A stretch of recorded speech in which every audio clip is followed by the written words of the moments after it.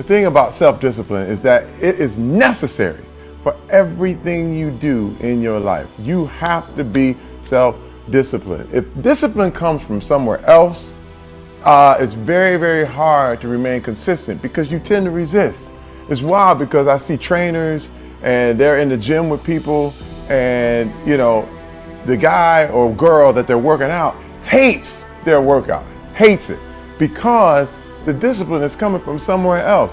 It's something that you dread every time you go in. You don't really want to do it. It's like, but oh no, my trainer's here. He's about to, beat me up and make me feel crazy. Well, the truth is, every trainer should work his way out of your life. Anybody who's working you out, your teachers, your trainers, your people, they have to train you to get out of your life. So you can go ahead, do your own workout, do your own thing, practice self-discipline.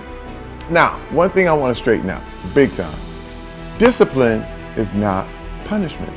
It's not. Discipline is training.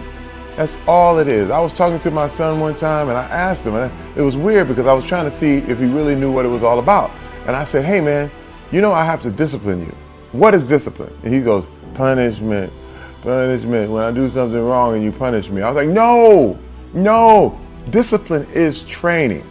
If you change your mindset, and really focus it on what discipline really is, you start to welcome discipline. You welcome self-discipline into your life.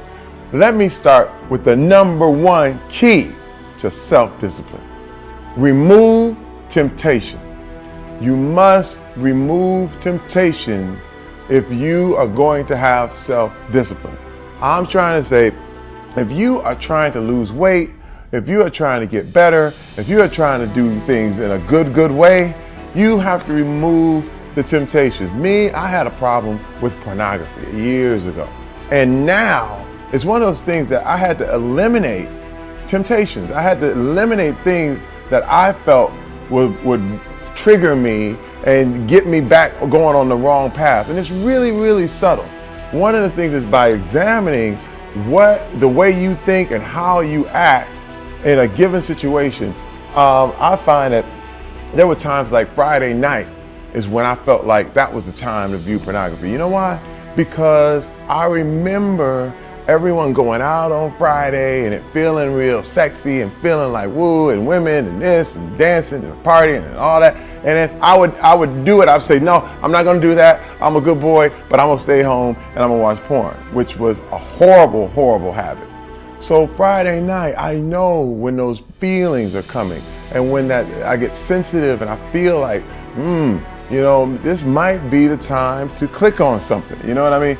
And I know it and I head it off at the path.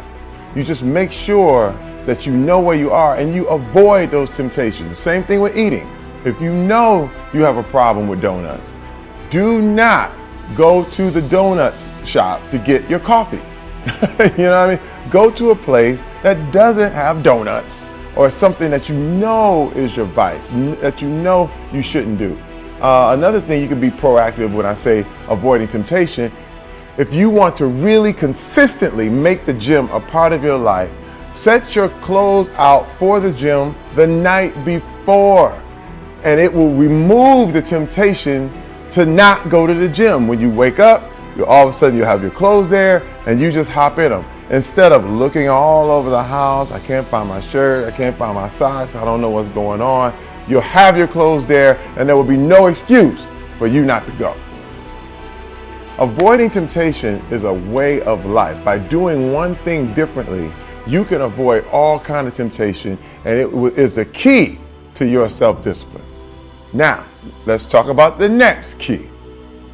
Number 2 is to eat regularly and healthily. In therapy, there was a phrase that we used to use all the time called HALT, HALT. And that means when you are hungry, angry, lonely, or tired, you have to be really, really conscious of what's happening. It's called HALT. Anytime you're hungry, angry, lonely, tired, HALT. Look at what you're doing. Examine it. If you're hungry, get something to eat. If you're angry, calm down. Think about where you are. Get yourself in a good mood. If you are lonely, call a friend. Call someone you know.